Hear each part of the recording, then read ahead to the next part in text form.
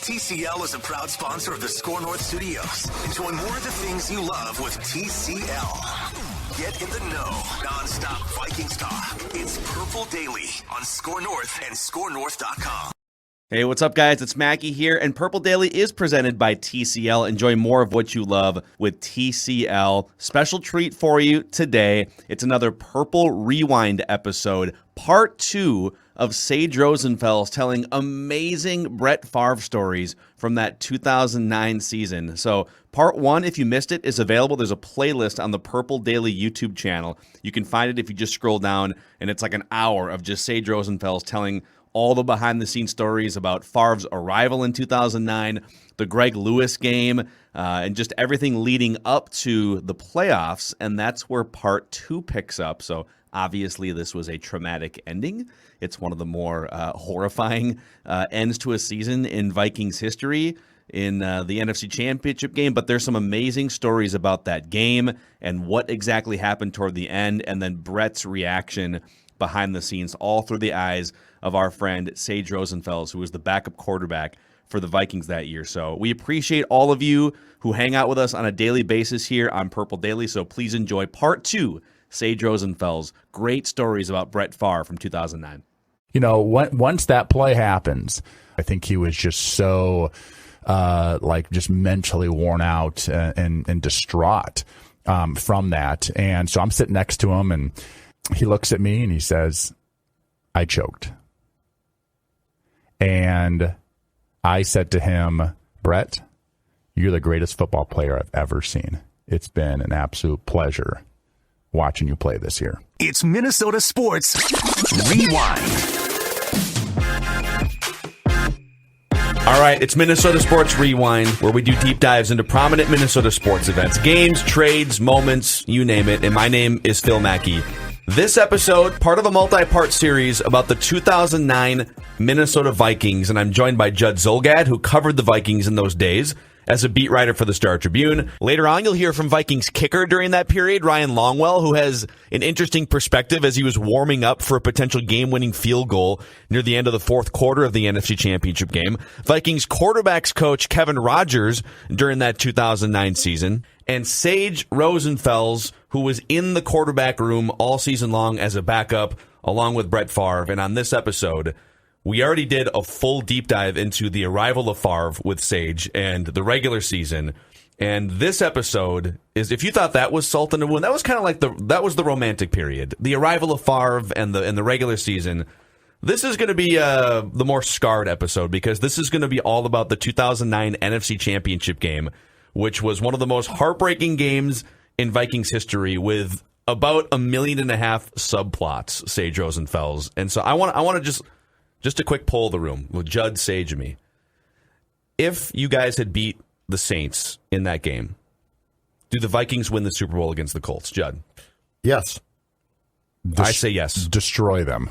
Like, not even close, I think. The Colts were I don't want to say a soft football team, but they were sort of the perfect matchup for the Saints in that type of game. I think you literally run the ball down their throats, and if you thought we were harassing Tony Romo in the first round of the playoffs or whatever, I mean, Peyton Manning was gonna. I mean, I think we would have beaten them by 2 or 3 touchdowns. I really think that we were set up to beat that team really, really well, and our offense was configured in a lot of ways to really attack that style of defense. They played a ton of Tampa too. Yeah, I think we beat them by 2 touchdowns at least.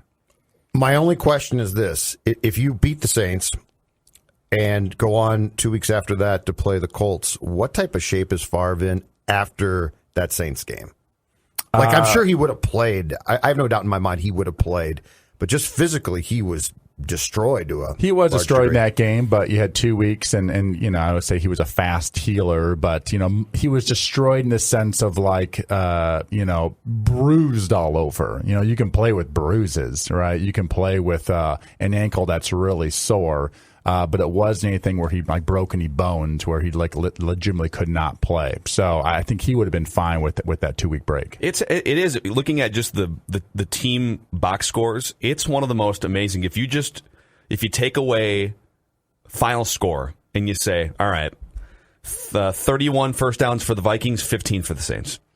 31 first downs. To 15. Yep. In maybe the loudest stadium I've ever been in on the road in the Superdome. 31 first downs. 475 total yards to 257. So a 220-yard advantage.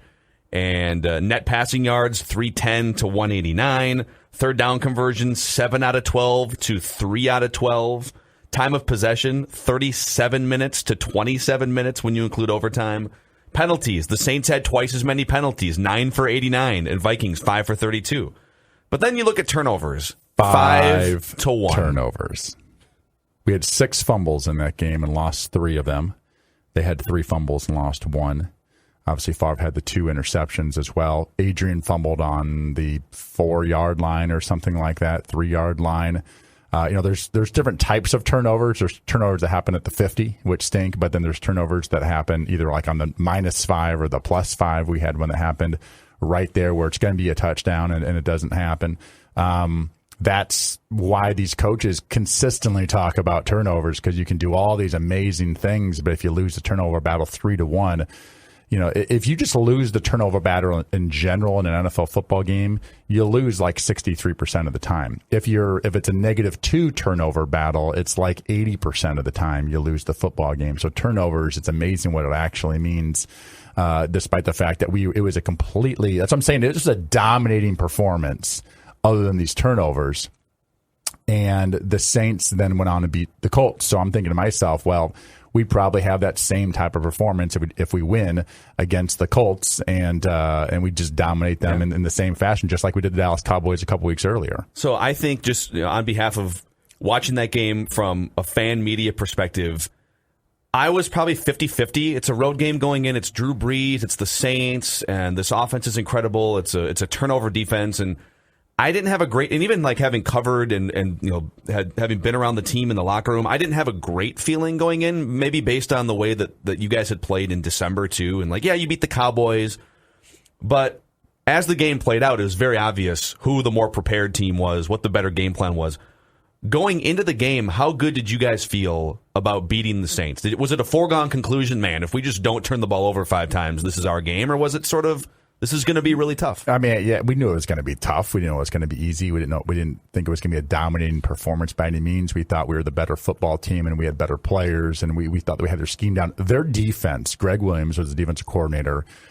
They had good players, but not a lot of great players. But they had, we had superstars on our defense. They had a lot of good players. So they were like a scheme defense. We talk about whether it's these Tampa 2 teams, or we talk about teams that play a lot of man-to-man like Mike Zimmer does.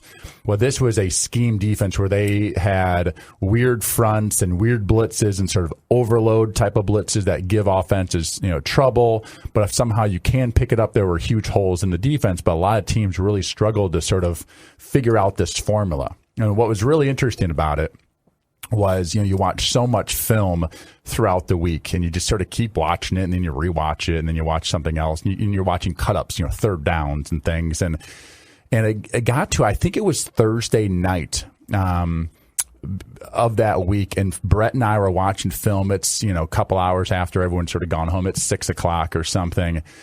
And we sort of figured out that in this confusing 3-down look that they had and all these overload blitzes that gave these teams trouble, that if you just followed where Scott Fujita was, number 55, he was their linebacker. And if you just sort of followed him and not really worry about, the actual, the sort of the X's and O's of it, you always knew that he was not blitzing. So if he was on this one side, the blitz was going to come from the other side, because you couldn't tell if it was going to come from the right or the left. It was like this really, really well designed, it could literally come from either side, and you didn't know which one it was. It was like a guessing game. A lot of people were sort of playing that guessing game, and you'd be right half the time, then you'd be wrong half the time, and you get sacked and fumbled, and that's how they got to that point. So they were very sort of opportunistic defense and confusing for a lot of offenses. But we had sort of figured out that late in the week, I think we got this thing down. I think we sort of cracked the code. And it was because of Scott Fujita, because he usually wasn't blitzing when they were in this look. And so we sort of bring it to the coaching staff on Friday. we sort of made them into believers, and Bevel and Kevin Rogers and whoever else. And, Brad really wasn't, that Childress was not really a part of that type of X's and O's conversations, right? So we're talking about O-line coaches, but you have to, we thought we had this thing cracked or whatever, but you have to sort of convince everybody else, like, hey, so we're going to do this thing because we think this is the deal, and it's a little late in the week to you don't want to teach a horse when you're in the middle of the stream, right? Is the old phrase, I think. So it's a little late in the week to like make a change to the game plan, but we did enough because we had a lot of smart guys. Our center John Sullivan, he was going to have to be the one to truly make that call because it was so loud that, the quarterback couldn't communicate all that well with everybody. And so Sully was going to have to see it, but he was so smart. He saw it in a second. And so I really felt good about, I think we cracked this code and we are going to wipe these guys up. Like, I think if this goes right the way I think it's going to go, Favre and Sully are going to figure this thing out. We're going to call the right play. I'm not saying audible, but we're going to protect it the right way. And this blitz that's been confusing everybody is going to be null and void, and going to give us a huge advantage because they had won games because of some of that scheme that Greg Williams had, and we thought we had cracked that code, and we did. And I think that's why we had 450 yards of offense. Sage, was there a period early in the game or a particular hit on Brett where you guys either amongst yourselves discussed or you thought to yourself, this seems above and beyond the pearl of what would be a normal hit of a quarterback? Well, going into the game, there is already like some smoke flying around of, the Saints hit somebody or somebody did an interview. I don't know if it was Greg Williams or a player about like taking out the other team's quarterback. Like there's a stat, if the quarterback doesn't finish the game, the other team usually wins. And so I even feel like there is like the NFL had warned the Saints going into that game, to not be cheap shot in the quarterback. So we already sort of had this idea going in. I believe the first play of the game, Favre handed it off, faked a reverse to Percy, or maybe he just gave a reverse to Percy, something like that. And then the defensive end came up and just smashed him like right in the chops, right in the face, chest face area. And no flag was called. And that was, it was very first drive right off the bat, and it was on a run play. Our quarterback takes a cheap shot. And, in today's game, just 10 years later, it's a whole different world of protecting the quarterback. It wasn't the way, that way back then, not nearly as much. And so, just as the game went on, he just took shot after shot after shot, and some low high shots and things like that. There was a play where the now imprisoned Darren Sharper hit Favre a couple times late after he'd thrown the ball, and with the helmet to the chest type of hits. Again, and Sharp didn't like to hit. Yeah. I covered him. He hated contact. Yeah, but blitzing the quarterback is a little bit different than like hitting a tight end running down the seam that can hurt you just as much as you hurt them, right? Mm-hmm. So, when you're a quarterback, you're sort of sitting back there pretty vulnerable. But he hit Favre a few times with the D lineman, all those guys. It was just again, like I'm sitting there going, like I could not take my body. It's not my parents' fault, but like I don't have these types of bones and tendons and like thick wrists and whatever that like Favre could take these hits, and like I would break bones.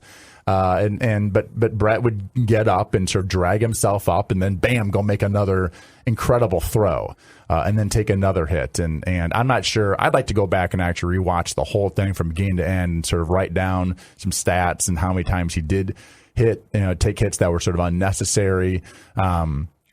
Our O-line did not do a great job pass protecting either. It's one of those things. But they couldn't hear anything. You're literally playing this entire game with really almost no hearing.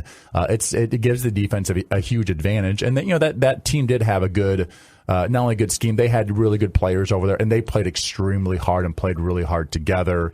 And and they knew that if you do beat up the quarterback a lot, if you do take the quarterback out of the game, it is true you do have a really big advantage as far as the outcome of the football game. All right, you guys ready to go through the last 5 minutes of regulation? Let's here? do it. All right, you guys ready to dive in? Who needs a drink? Anybody? I'm going to drink after. All right, so this is... I'm going to go into this thing sober. It's going to be more painful. So this is the last 5 minutes of regulation. All right, this is. I don't think it's hyperbole to say that this is one of the key sequences in the history of Vikings football. Right here. Okay. Because this is one of the 6 most prominent games in Vikings football history. We can debate maybe later on here if it's the most devastating loss, but this is the sequence to led to the loss. You guys scored a touchdown, Adrian Peterson, touchdown run to tie the game at 28-28 with 5 minutes left. And I remember thinking, my God, after all of the turnovers to this point and all of the bad luck and also just the shooting yourselves in the foot. With 5 minutes to go, the game is now tied. By the way, I remember when we scored, I remember thinking to myself, it's like we always knew we were going to win this game. It was like we always knew we were the better team. We're going to win this game. And you see it in sports in general, sometimes in particular in football or sometimes in hockey or whatever. Like, all right, we're down a goal or we're down by a touchdown or 10 points and we're not playing very well. But just give it. We're going to come back and win this game. We're just the better football team. So when we did tie it up, it was like, okay, we're here. We're finally at 0-0 again. We said we've corrected our mistakes. Now we're sort of on the roll. We're going to go win this football game and go to the Super Bowl. And the first play defensively after that touchdown. So now there's 5 minutes to go. The game is tied at 28, and the Saints get the ball at their own 19-yard line, and now they are embarking on a clock-milking potential field goal drive to win the game. And Ray Edwards sacks Drew Brees for an 8-yard loss to make it 2nd and 18. And he fumbled. And we almost got on it, but one of their offensive linemen got on it, and so it's still their ball with a 2nd and 18. So 2nd and 18 completes it to Pierre Thomas for no gain. So they're just a little dump off. 3rd and 18. We're at 3rd and 18. Continue with 3.5 minutes to go here, and so now, watching this game, you're starting to do some math as a fan too. I'm sure you guys on the sidelines just tied the game. It's 3rd and 18. Drew Brees completes another short pass to Devery Henderson, who actually winds up almost converting a first down. He ran, and it wound up being a 16-yard gain, but he gets either tackled or I think it was shoved out of bounds by Antoine Winfield, if I remember correctly, and you force a punt. And Thomas Morstead booms one down almost 60 yards, and you guys wind up with 2.5 minutes to go on your own 21-yard line with all 3 timeouts. Game tied at 28.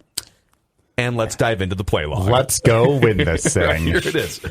So, you guys, dink and dunk here, just kind of a methodical drive. It wound up being a 3rd and 8 right away, and Bernard Berrien catches a pass for 10 yards, and then Favre hits Sidney Rice for 20 yards. Which, by the way, that throw, people don't realize that throw may have been the best throw of the game.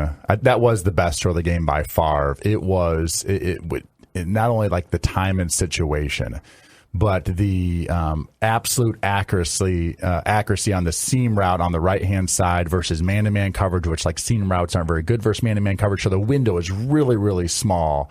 And an incredible throw to stand after all, and the pass rush was coming down on him, and he makes this throw to Sidney Rice, and it was just a cannon. And gets us out oh my God, we're out to near midfield. Midfield. You crossed to the 47. And continue. Yep. So now there's a minute and a half left. 2 timeouts to go. That 20-yard connection to Sidney Rice puts you guys at the Saints' 47-yard line. And then Chester Taylor takes a handoff for 14 yards down to the 33-yard line with 1:06 to go and 2 timeouts. Can we stop right there? So as we're running up to the ball after the Sidney catch, the sideline is going clock, clock, clock, clock, clock. Favre doesn't clock it. He calls a running play, and it's if you're going to clock, Anyway, he ends up handing the ball off to Chester, and he makes this. And the defense wasn't quite ready. They lined up wrong because we're running up to the ball and quick snap it, and we end up getting a 14-yard run. So incredible. That's genius, right? I mean, so he sees defense scrambling. Yeah. Everyone thinks they're going to either clock it or call a timeout. Yeah. But if the defense is scrambling, quick handed off. The thing is, you call a running play, you can still clock it. You know what I mean? So it's like his deal is like we might as well call a running play and get him off. So we end up getting now we're basically right in close to field goal range at this point. And worth noting, by the way, here as we're sitting here with 1:06 to go, and the Vikings have the ball on the Saints 33-yard line with 2 timeouts. I think everybody watching the game, except maybe Judd Zulgad. I do remember Judd. People telling stories about Judd still warning everyone in the press box. It's the Vikings. Well, that's when Chip, after that 14-yard run, Chip leaned over to me in the press box, and you cannot hear yourself think. Like, this is, I don't care how loud the dome ever got, this is the most natural noise I've ever heard in my life. And Chip said, they're going to the Super Bowl. And I said, Chip, just wait a second. Let's all calm down. Let it play out. Let's all calm down. I've seen this team before. So anyway. So it's Chip's fault. He jinxed it. He did. He jinxed it. Unbelievable. So I remember By the way, watching. They're calling timeout. The Saints are calling timeout because they want to have a chance to maybe possibly get the ball back and have enough time for them to score. Yeah, after the it wound up being moot because after the Chester Taylor run, the Saints did call timeout mostly just to gather themselves. That was their last timeout. I'm pretty sure that was their last timeout. So even like that was timeout 3. It wasn't like they were burning their timeouts. It wasn't like they were going to stand a chance to get the ball back, anyways. But I remember watching this thinking. Because the 1998 NFC Championship game, the whole season, you thought the Vikings were going to win the Super Bowl. So Vikings fans, you have all these little points as a Vikings fan where you just remember where you were when they ripped your heart out of your chest. And for some fans, it was in the 70s with the Purple People Eaters. For my generation, if you were born after about 1975, and I was born in the 80s, the 1998 game, you thought for 4 months, greatest offense in NFL history, Randy Moss, Randall Cunningham playing like an MVP, and you thought for 4 months, nobody's beating this team. Nobody's beating this team. And even in the second half against the Falcons, no one, and it was like the rug got pulled out with a minute and a half left or whatever it was when Gary Anderson misses a field goal. I feel like fans were more guarded in 2009 because I remember watching the game thinking, I mean, all these turnovers, there's no way. This is just another Vikings. And then all of a sudden, Sidney Rice, 20 yards, Chester Taylor to the 33-yard line, 2 timeouts, minute and a half left. And Ryan Longwell, for the record, was 10 for 11 that season from beyond 40 yards. He had just become, over his career, one of the most consistent and reliable ice-in-his-veins kickers, with the exception of like one bad year in Green Bay 10 years before, and he righted that wrong. That was the first moment when I thought, and I think a lot of Vikings fans thought, oh my God, they're going to the Super Bowl. We're at the 33-yard line. We're in field goal range. It's a 51-yard field goal. So if we literally do nothing but just kick, burn the clock or whatever and run it down and bleed the clock and then just kick this field goal, 51 yards was definitely in his range, no doubt. And to be honest with you, I think back, and I think I talked to Ryan after the game, I actually think Ryan from 56 makes it. We're in a dome. And there's, adrenaline is an amazing thing. And there's a difference between a Detroit Lions second game of the year adrenaline and then this sort of championship game adrenaline in that stadium. So I actually think he even has a chance to make it from 56. But, that was out of what people thought might be his range. But 51, I think we're there. Like, we're far enough. Of course, you want to make it a 40-yard or a 35-yard, but we're inside the range of, I bet you he makes it 80% of the time, a 51-yarder. What's the mood at this point, and what's the confidence like? Because that place was going crazy. It was noisy and extremely hostile in some ways. But as you're going down the field, how did the mood change, and what was the confidence of we've just got this at that point? The mood was like, Christmas morning when like your parents bring in this huge present and it's over in the corner because it doesn't fit underneath the Christmas tree. And I say that as being like a half Jewish person, but like you're so excited. Like, what is that? It's right there. I want to open the thing so bad. Right. So that's what that feeling was. Like, we're right there. We just have to like open the present. We just have to like finish this thing off. Like, it's just a couple more plays. We're right there. We're right there. So here's the sequence. All right. So Saints call a timeout, their third and final timeout, after the Chester Taylor 14-yard gash. You come out of the timeout, and it felt like from a play calling perspective, the thought was in line with what you were saying, which is, all right, let's not get crazy here. Got a couple great running backs. Hand off to Chester Taylor on 1st and 10. No gain. Okay. Clock bleeds down to 25 seconds now. So 25 seconds left, 2nd and 10. Vikings still have 2 timeouts left here. Adrian Peterson handoff. No gain. Okay. Now it's 3rd and 10. Vikings call a timeout with 19 seconds left. My biggest issue here is I didn't feel 100%. Like when you have the ball in 2 timeouts at the 33-yard line and it's a 51-yard field goal, you have a great chance to improve 5 yards, 8 yards, right? And I think handing off is the right move. You got unlucky. You didn't block well enough, whatever it is. They knew you were going to run the ball. And so now you sit here and you're still 51 yards away with one of the great field goal kickers. 19 seconds left, and it's 3rd and 10. What's happening on the sidelines? Well, going back to those original, the previous 2 plays, they had every single guy at the line of scrimmage. They were in bump coverage. There wasn't like, if we're going to throw a pass, it's going to end up being like a go route or something, and they're blitzing everybody basically. So, calling a pass is dangerous because if we get sacked, that's the worst thing that could actually happen, or a sack fumble or some tragic ending like that. So I think running the ball, it's the more conservative play. But I think at that time, in particular with Longwell's accuracy, and usually we could run the ball for 2 or 3 yards, so to get 0 on that, not great, but, not the end of the world. Of course, you'd like to have, again, have a 40-yarder or a 42-yarder to win it. But at that time, it's like, okay, we're going to run one more play. And for, me personally, I was like, let's just not lose any more yards. And then we're going to kick a field goal. And that's the game plan. So I figured we'd run another running play, give the ball to Adrian, have what we call a protected run, which basically means you've got, a tight end and a receiver and a fullback sort of to the side. So there's not some free runner, like a safety or something blitzing where you can hit the running back in the backfield and make him fumble. So let's just have one of these more almost a goal line type of run. Let's just shove it up in there and try to get 1-2 yards or whatever, and then we'll bleed it down to 1 second and call a timeout and kick the field goal, and it didn't quite work out that way. Okay, you come out of the timeout, out of a timeout, and 12 guys walk on the field. So how and why and why was it so chaotic, and how was it that unorganized coming out of a timeout situation? So the play, I believe, was called bunch right orbit H6Z snag, and that play a lot of times this what we call it H6 protection is a protection where it's sort of like a short play action. It's really good for man-to-man coverage and goal line and short yard situations. It's always a fullback in the flat. We've seen it a million times. The quarterback come out, make a little slight fake to the tailback, who then cuts the end of the man, usually the defensive end, the line of scrimmage. He actually dives at his outside leg to get his hands down, and then you have a nice view for this fullback in the flat.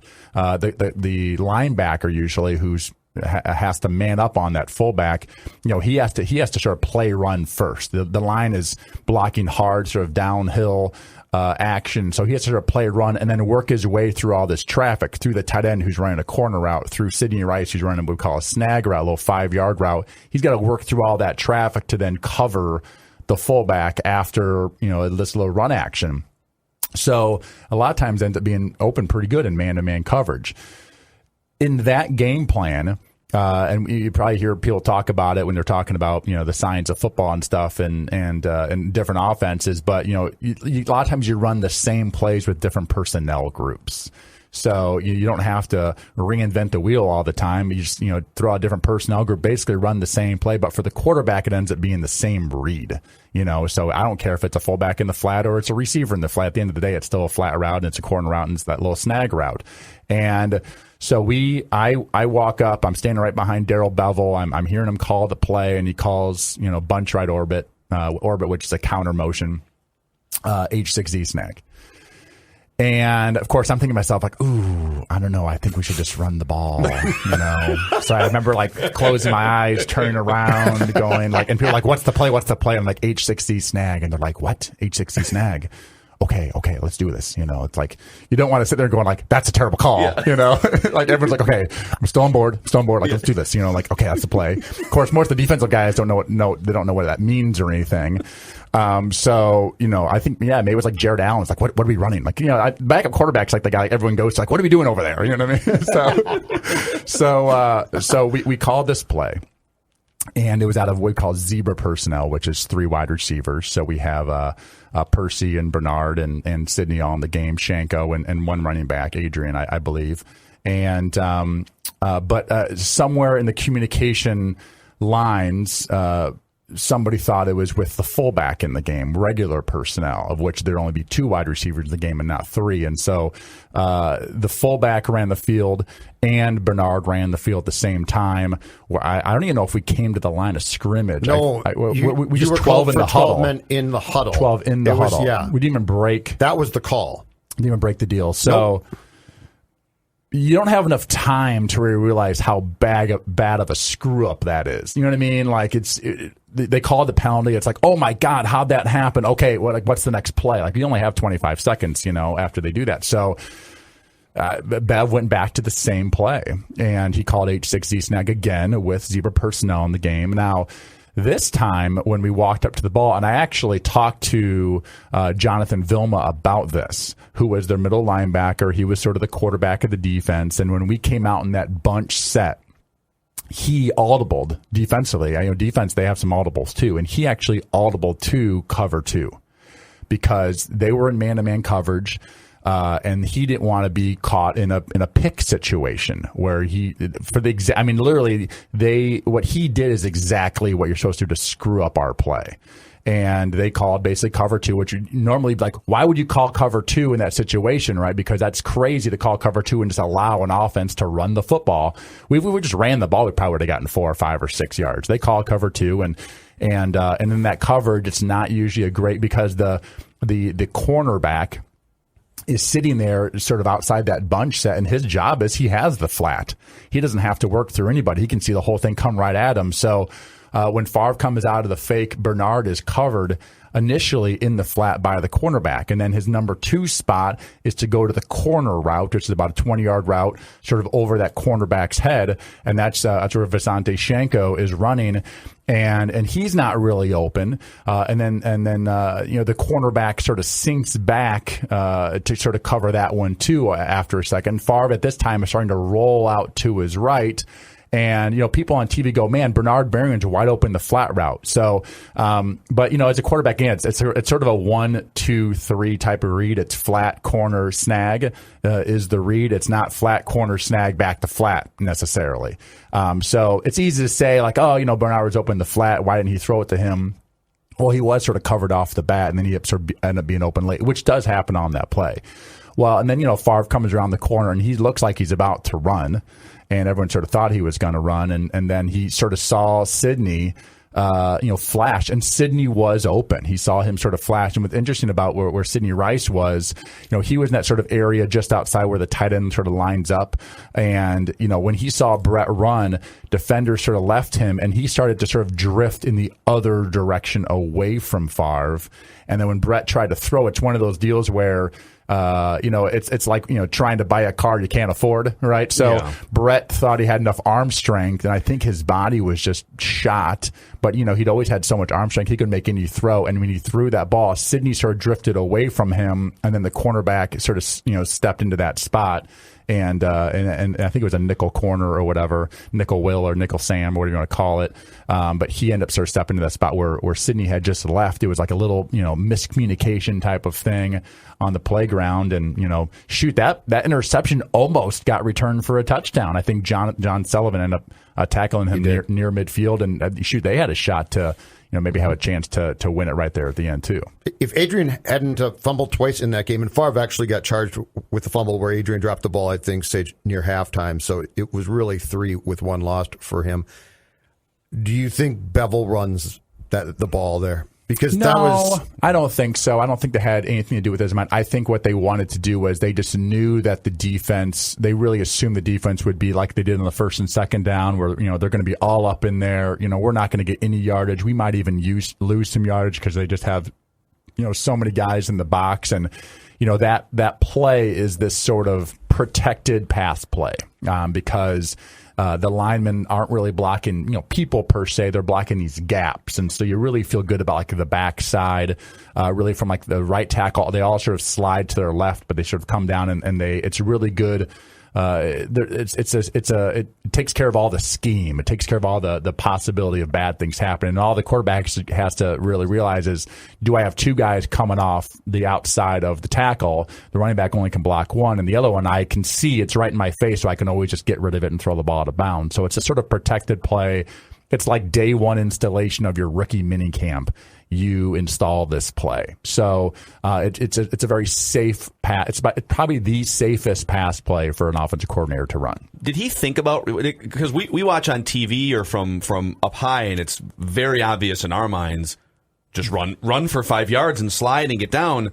Do you think he thought about running, or was he rolling out with the intent to pass the entire time? There's this weird thing when you're a quarterback, and I was in this sort of bootleg offense in Houston before I came to Minnesota, and Alex Gibbs was our O-line coach, and it was a preseason game, and I had this bootleg to my left, and we're about the 15-yard line and maybe 20-yard line, and again, just a preseason game.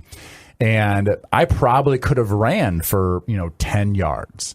But my receiver ran this great route, and he ends up getting open. I throw a touchdown pass, sort of the front pylon to the left-hand side, and I was, super psyched afterwards. Crowd goes crazy. Guys high-five me. I come over to the sideline, and Alex Gibbs screams at me for not running the ball, because that's the right play, right? That's the play that keeps us on track. Yeah. So because what if I don't complete that pass? Now we're at 3rd and 10 or something like that. So if you can get those yards, take it.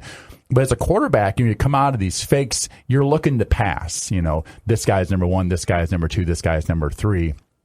Running is not a lot of times the first thing you think about. Now, on like 3rd and short situations, that's always you have to sort of put that in your mind. Like, hey, when I come out of this thing, if I can run for first down, I should. Well, in this situation, running for a first down wasn't going to happen. So it wasn't really, I think, a part of Brett's, if it was 3rd and 1 and the thing happens, I bet he runs for first down. But when it's 3rd and 15, it's not really a part of your mindset. And so I think for him to, run for 5 yards, he wasn't really thinking about that. And again, you're looking at the receivers so much in the defense that a lot of times you don't really realize that there is this green grass or artificial turf in front of you that you could get 5 to 7 yards if he did run. So it's strange to say, but it does happen a lot because you're looking at so many things other than to run. And it's not the first thing that crosses your mind. And just real quick to finish off the game log so we can be done with that. The Saints get the ball in overtime, and there was a terrible pass interference call on Ben Lieber. And on a scale of 1 to Rams, the Saints, NFC Championship Game 2018, Sage, where did the PI on Ben fall as far as the call itself? Oh, well, it was such good coverage, and Ben's back was turned to the quarterback. So he was use the word face guarding, but he was sort of behind the tight end, but he was right next to him, and it was right by our sideline. So we had a great view of it. It was he not one piece of his body was touching the tight end's body, and I believe the official that threw the flag was sort of deep down the sideline, and so from his angle, he just saw like Lieber right on top of him, basically. But it was absolutely a terrible call. There was also a terrible call, like on a 4th and 1, they went for it, and Chad Greenway met the running back, almost like you're watching a movie about high school football or something, where the running back jumps over the pile and Chad jumps over the pile, and they smash each other right at the line of scrimmage, and they end up somehow just giving them the first down because it was it's close enough. It's hard to review those types of things. That one could have gone the other way, but once that play happens, and as we go into overtime, Favre went over and sat on those Gatorade coolers, right at the 50-yard line, sort of behind the bench or whatever, by the phones and all that stuff right there. There's like a Gatorade stand where they have all these paper cups of Gatorade, but then there's actually these coolers that a lot of times have like cold towels in them and things like that. So Favre sits on one, and I go sit on the other one. The captains go out for the coin toss for overtime. Our captains that year were Longwell, Hutchinson, probably Jared is my guess, and Favre. Favre did not leave the Gatorade coolers. I think he didn't. He was too exhausted to walk out there, to be honest with you. It doesn't really matter. It's like not like he's going to go out there and make some decision or anything. Those guys can handle it. But I think he was just so just mentally worn out and distraught. from that. And so I'm sitting next to him, and he looks at me and he says, "I choked." And I said to him, "Brett, you're the greatest football player I've ever seen. It's been an absolute pleasure watching you play this year." And that was a story I told to Peter King. And that's when Peter King's like, I want that article that you wrote that no one's seen before. And we lose the coin toss. We don't get the ball. I don't think Brett and I moved from that spot. I think we watched basically the whole overtime. Maybe I got up and would watch a play and come back, but he did not move from that spot, I don't think. And we lost. And we're this kicker for the Saints, who was maybe one of the worst kickers in the NFL that year. He had missed a lot of kicks and was very inconsistent. Garrett Hartley. Man, he put that thing right down the middle. As soon as it left his foot, there was absolutely no doubt. It was right down the middle, and that was the end. And as we walked off the field, and everyone sort of slowly walked off the field, and I'd been in the league 9 years at that point and never been that far in the playoffs. And I remember before walking the locker room, sort of right at the back of the end zone, turning around, sort of taking a knee, and I probably just sort of took a knee and maybe for 10 minutes. They're bringing the stage out in the field. The confetti's coming down. People are walking off the field. It was so surreal experience, and I wanted to not just walk in the locker room, and I sort of just wanted to see it all. I wanted to see almost the aftermath, and it was. I will never forget that view from that end zone, from taking a knee. There's a picture online of some photographer caught me in that spot. And just sort of taking it all in. It was like an out of body experience. I had a couple buddies who flew in for that game from Miami, from my days as a Dolphin, and they were sitting upper level seats. That's what you get when you're an opposing team. And they said people were crying like New Orleans fans. It was like they were bawling in tears everywhere. It was not like any other football game for that franchise and for that team and for that fan base. It was it's just 5 years after Katrina. People probably thought maybe they'll never play football in this stadium again or whatever it was, and for them to win that game in that fashion. That was almost a miracle. The way is 31 first downs to 15 first downs, and we just total domination. But then to somehow lose that game, it was almost like a divine thing for the Saints. That they just, they were just going to win that game that day. It was just not going to happen for the Vikings. Ryan Longwell, how's it going, Ryan? Very well. Thanks for having me, guys. Thank you, sir. Appreciate that. So, what do you remember most about that championship game against the Saints? What stands out when you think back to the peak moments and the low moments in that game? When you reminisce, or do you just try to avoid it mentally altogether, Ryan? Yeah, I think it's funny how kind of life happens, but to this day, Sarah and the kids went to that game, and to this day, because of that game, my kids think New Orleans is the worst city on the planet. They don't want anything to do with it because of that game. So, my memories, I have a couple of them, but, obviously one of them is the fumble before halftime. I thought that was putting the game away, which, you go in at halftime with not as much momentum, and then driving down at the end of the game, I remember what I was thinking, I remember what I was feeling, and I remember I was feeling, in all circumstances, one of the biggest kicks of your life, I was feeling actually really, really calm. So, I felt like I was, really confident. And then, obviously it doesn't go our way. And then my final kind of memory from that is, seeing Brett in his locker after the game and just kind of looking at him and knowing, we played really well. We just didn't win the game on the scoreboard. And, so, not a lot of, happy memories, if you will, but certainly one of the games that stands out over my, career, no doubt. Of all the things that went wrong at the end that day, is there one that stands out? 12 men or the PI on Ben. Is there one thing that in your mind still stands out, Ryan? Well, I thought we had kind of momentum. I thought we were driving to get in, what I would call doable field goal range, meaning basically, inside kind of 53, 54 yards where, I could swing at my normal pace and get it there rather than the 57, 58 where you got to swing a little harder. So I thought we were going well, and it was really that 12-minute in the huddle, which seemed to just snowball a bunch of different things, which is 1, momentum, 2, going backwards in yardage, 3, the sideline began getting chaotic, and it just seemed like that thing just set the series of what was to come, in motion. And I actually, for all of us that saw Brett after the game and saw his leg over the next couple of days and how bad he was beat up, I actually don't even think – it was a big deal. I'm not saying that, but I actually don't even think the interception was as big of a deal, only because the guy couldn't literally move, and so I think it was that 12 men that kind of just stunted all the progress we were making to go kick that winner. Do you think you would have made the longer one?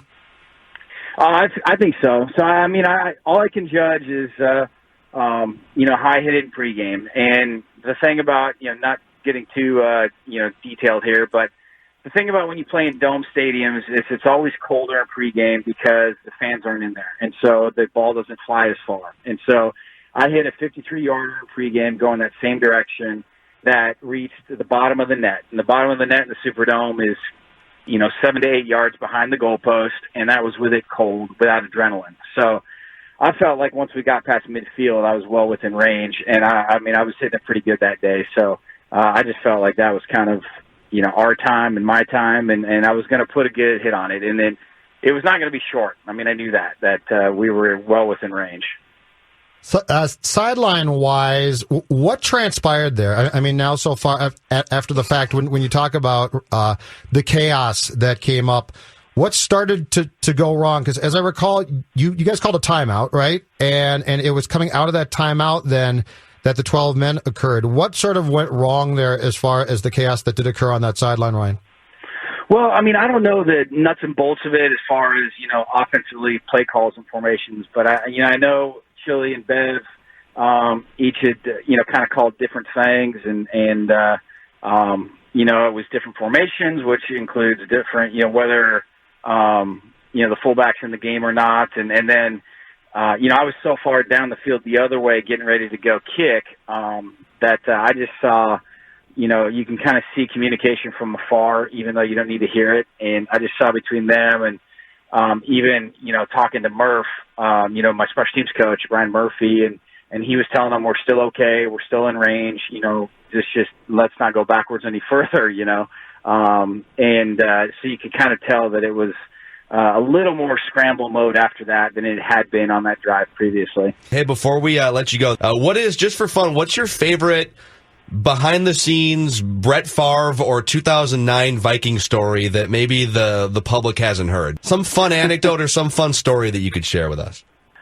Well, there's a ton of fun ones. Obviously, just being around him for so many years, I've heard a lot of his spiels and seen a lot of his stuff. But I just remember, when we were in Cleveland was our opener in 2009.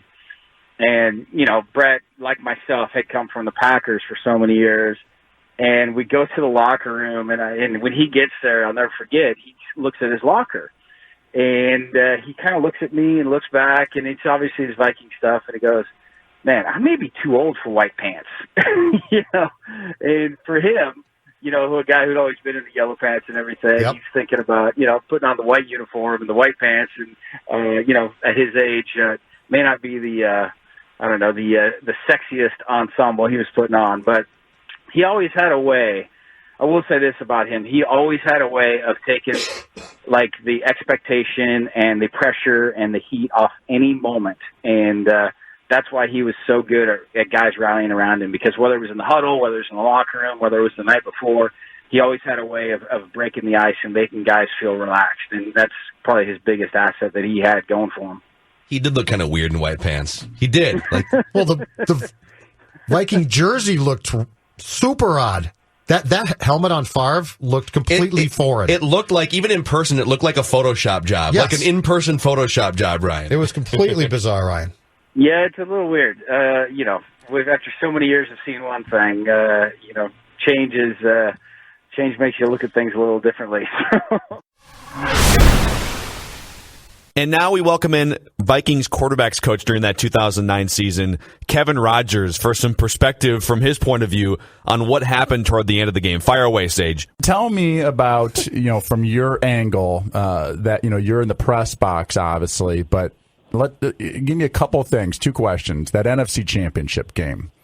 When Brett threw the interception, what happened in your mind, in just your experience, and then in the locker room after that game, as we're all in there, it was like a funeral in there, but Brett walking in, and obviously, you're hanging out around the quarterbacks and people walking up to Favre and the things that they were saying. Tell me about those 2 things, the actual interception on what do we call it? We call it H6Z snag, I believe was the name. Oh, how about you, man? Unbelievable. Bunch right.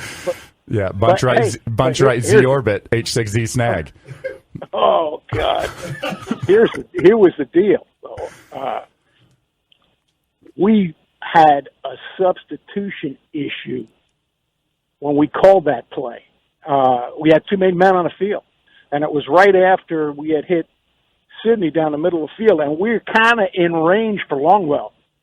But that 5-yard penalty, kind of knocked us out of any real possibility for Longwell to make it. Because, Rye was one of those guys, he could hit it from 45, but once you got past that, it was a coin toss. I believe it was it went from 51 to 56, I believe. Yes, exactly.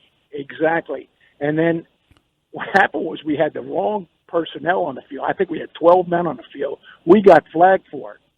Well, we didn't change the play. We called the same play again, and they had changed the defense. Now, had we run the play, it was a play that was designed against man-to-man coverage, okay? And we got man-to-man coverage on a delay.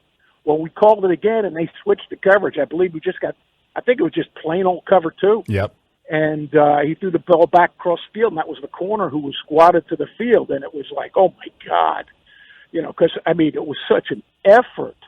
And to have it end that anticlimactically was unbelievable. And then now you look at the rules.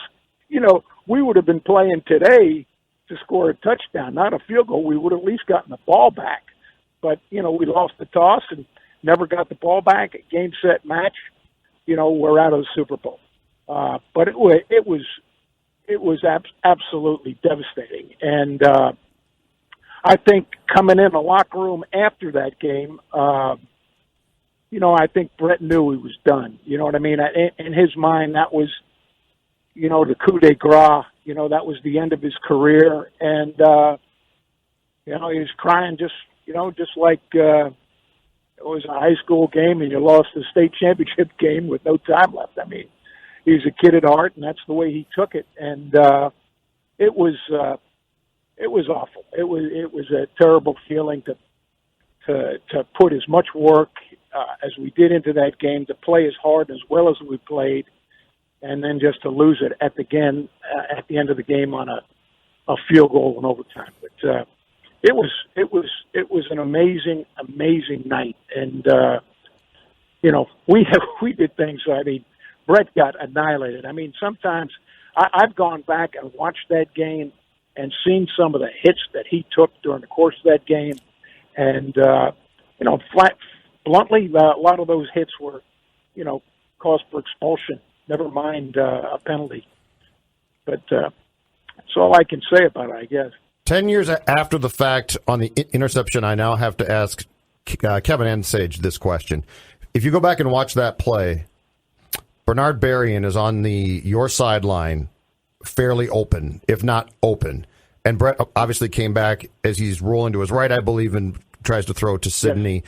Why is there a football explanation of why he didn't dump the ball off to Berrien, who could have stepped out of bounds? And at that point, I think the field goal would have been incredibly manageable for Ryan. No reason. I just think he came off the read too quickly. I think he was looking for a corner out, and it wasn't there, and he came backside. So yeah, what happens on that play is, it's a play with good protection because it's good versus all these blitzes. But if you get, two outside, basically the running back, who's the guy blocking the end man in the line of scrimmage, you have an issue, right? So, but really on that play, what happened was, Bernard played what a lot of times you see the fullback, sort of the fullback role. But we had a 3 wide receiver set with no fullbacks in the game. And Bernard has the flat route, and then Shanko has the corner route, and then Sidney Rice has about a 5-yard little, we call a snag route, but it's just sort of find a little soft spot in there. So it's really, it's flat, it's corner, it's snag. And when they checked to cover 2, I think they were actually originally in man-to-man, but when we came out in this bunch set, teams don't like to play man and bunch, and so they audibled to cover 2. They checked to cover 2. Yeah. Well, Favre saw that. He comes out of the fake, and Bernard wasn't open right off the bat. Well, because the corner is like a squat corner, basically, and when that happens, well, a lot of times you have the corner route ends up being open because the cornerback is playing, sort of too tight to the line of scrimmage and taking away that flat. So I think he initially took away the flat, then Favre looked to the corner, and by that time, then the cornerback sinks back to the corner route, and then Bernard ends up being open as sort of like a late number 3. But that time, Favre was rolling out of the pocket, and I think just sort of didn't get back to him.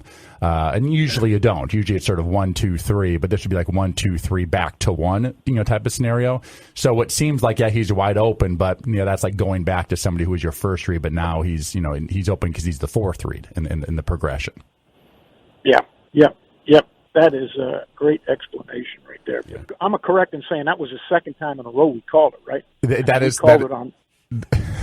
is correct. We were discussing that off the air, that I believe it was like a 3rd and 2, 3rd and 3, and we called this play, and I was sitting there going like, I would think we should just run the football to Adrian and just get our 0 yards and kick that. I trust Longwell 51-yarder with all the adrenaline, and I think he'll make it. We'll go to the Super Bowl and all those things, and then we got the 12 men, the huddle, because the thing is, as I said before, usually that Bernard spot is a fullback spot. You see it all the time.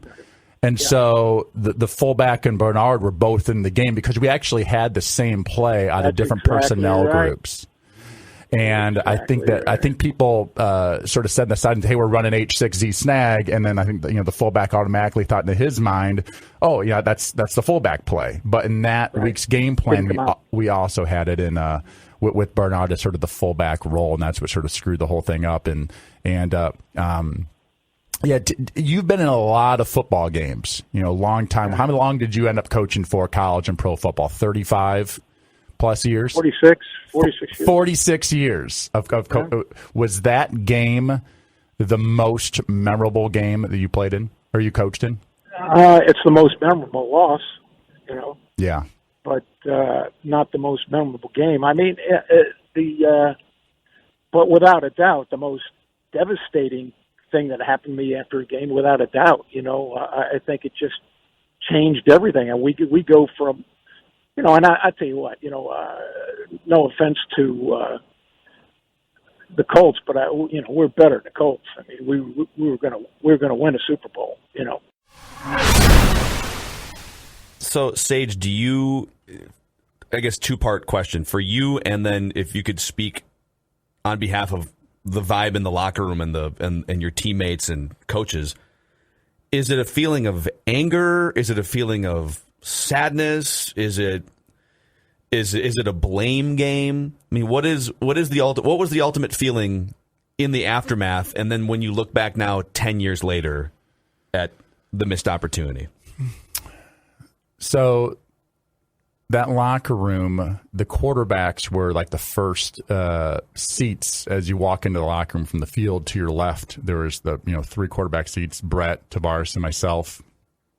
And I remember sitting there next to T-Jack, and we're just, he's, you're almost just like you're in shock. You're in this sort of like, I cannot believe that all just happened. I mean, not even just the end, like the whole game, and you start to like, try to piece it together almost right off the bat, like what happened out there, and then I just remember Brett walks in and he is completely beat up. He's already got, bruises usually take a little bit of time to develop. He was already like black and blue, with his arms and some spots in his legs. And I remember like ownership, the Wilfs walking up to him.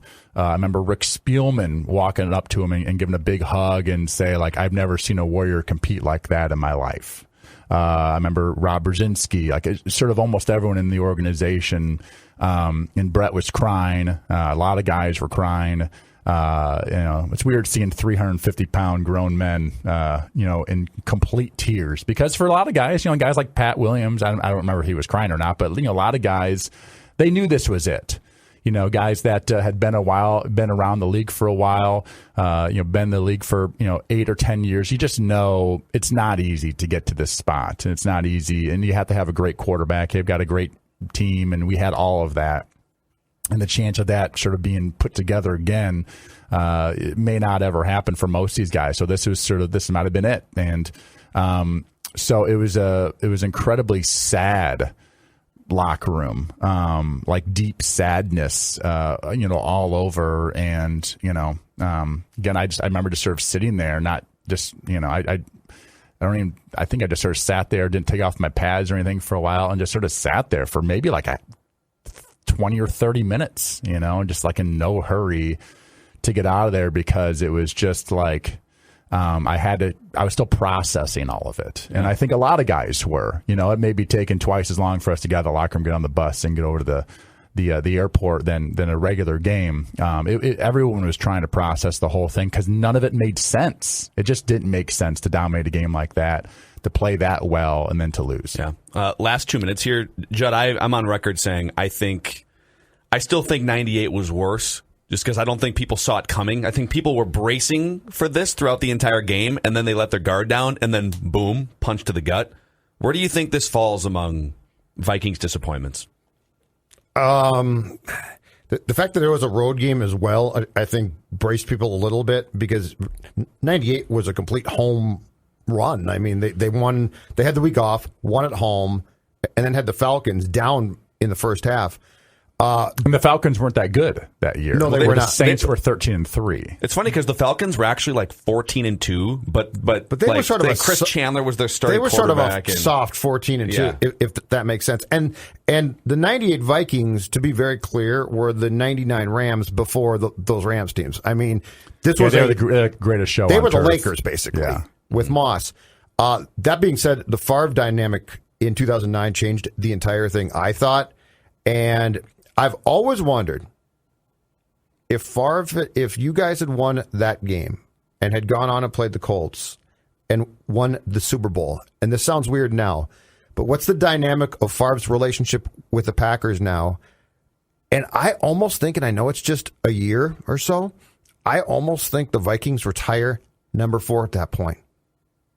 Which sounds really crazy, but, I agree. But think about it. It's the ultimate bleep you to the team that they hate the most. And Sage, to your point, Brett's season was off the charts. It wasn't, this is sort of a nice story. It was one of the best seasons of a Hall of Fame career. No, it was. He showed up 2 weeks before the first game. Yes. And it was the best year of his career. And people talk about, timing. You got to build timing in the offseason, the OTAs, and all these things. He built timing in like a couple days. He just figured and he'd been around so many players, and he just sort of knew, like, I've been around like a Percy Harvin type. I've been around a Sidney Rice type guy. He could just fit anybody and find ways to get them the ball. And there was like no learning curve for him.